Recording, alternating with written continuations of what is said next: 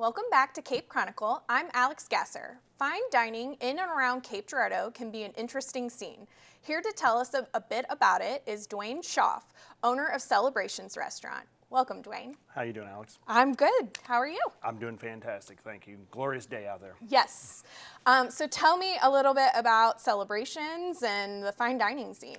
Yeah, so Celebrations began in 1997. James and Pat Allen, they started, and that was in September. In September of '98, I joined the crew. So, you know, we're pushing, 27 years of myself and 28 years. It's kind of weird being there that long. But, you know, we started off as a kind of Creole, New Orleans-y kind of influenced restaurant. That's the style that they were, most in love with, I suppose.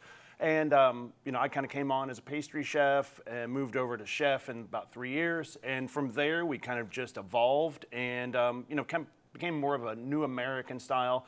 And I'd like to think that we kind of think outside of the box for what a lot of people expect, at least. And so now we do a little bit of everything. We might have, our regular Wednesday through Saturday is going to be our normal dinner service. Okay.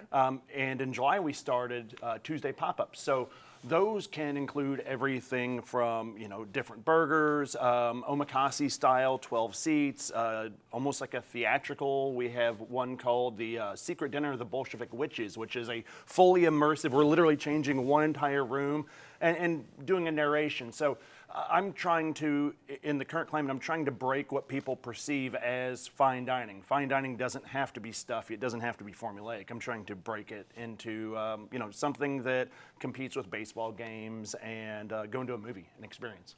Awesome.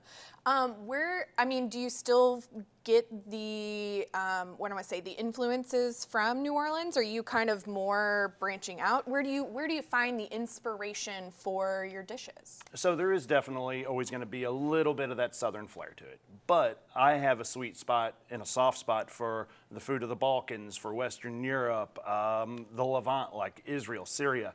Those are places that I think the food is very fresh, very full flavored, and honestly, they're very homey. A lot of the dishes will sound kind of different and exotic, but really, if I didn't give it the original name and put it in front of you, it's very much like your grandmother's food. And we kind of try to, redesign those into plates that are applicable for a fine dining, audience. How often do you guys switch up the menu?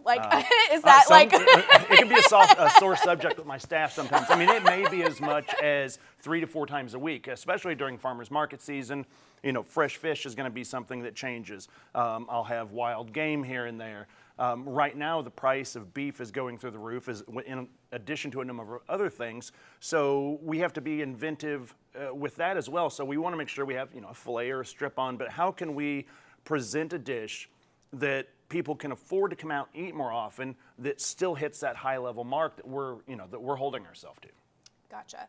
Is Celebrations, are walk-ins welcome? Do you have to do reservations? Or with this kind of new, trying to make it more accessible for everyone, is it, how are you twisting that up? So we obviously, on weekends especially, we always recommend reservations. And if you want to make sure you have a seat, and if especially some people have a specific seat they like, always call in advance.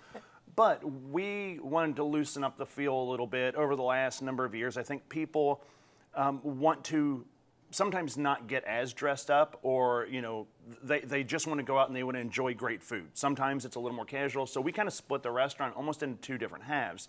It's fine across the board, but we have the bar side. We've expanded that over the last 9 years, I guess. And so that's a little looser, a little louder. And then the back half is, kind of the remodeled version of that old, fine, quiet, fine dining kind of romantic style. So you can definitely do walk-ins. You can sit at the bar. If you want to come in and you want to, you're wearing a polo shirt and a pair of jeans, that's fine too. We don't discriminate in that respect, because I understand there's a lot of different people want to experience the food and the atmosphere in a lot of different ways. So what would you say to someone who maybe has never been to Celebrations? Like what is the one nugget or thing that you'd want to tell someone that, maybe wants to experience it for the first time? So I was actually talking with a friend of mine today, and he made the comment. He's like, going to Celebrations is like a hug from your grandma. And that's sort of like what I'm trying to do. I can't do it to every table because I'm still in the kitchen quite a bit, but I like to bring the representation of the hospitality. My mom was in hospitality, my dad was, my grandmother, though she wasn't in the hospitality business, she fed like she was. And I think that's what's missing in a lot of fine dining, a lot of restaurants as a whole, but specifically in fine dining. There's too much formality, too much pomp and circumstance, and not enough, love and passion, like legitimately transferred. They always say, I cook it with love or whatever. But whenever I'm saying that, it's going out, knowing the names of your guest kids, knowing their birthdays, how's everyone doing, giving them a hug. Sometimes, like I've had people that I've fed them on their birthdays, on their weddings, on their anniversaries, on their parents', celebration of life. I want to hit every point of it. And I've been feeding for 20 some odd years, and it's amazing watching people grow and being in one building and watching the world go by and being able to feed and share what I love about it to them. I will say I've been several times, and you always come out and said hello, and I will say that is definitely an experience that me and my husband have had. So that is definitely something that I will speak to is something that you do. What else would you want someone to know about celebrations, or just even the fine dining scene here in Cape? So one thing that I have been kind of preaching the last little bit is I think Cape as a whole is a complete and utter gem that people look over so often. Paducah gets a lot of national press. I think other cities kind of get notoriety, but honestly, I would put our dining scene up above, if not over, most of these other regionals. And I think one thing that I would love to see people do is speak out. Talk about it more. I would love to see us get some form of national publication, or because there's like Beard Awards and Midwest Living and Southern Living. How do we get into these things? Because I think our scene is there, and I think the talent that is in this town and the passion that people put it into is amazing. I just think that the word hasn't got out to the greater audience, and I'd love to see that. Awesome.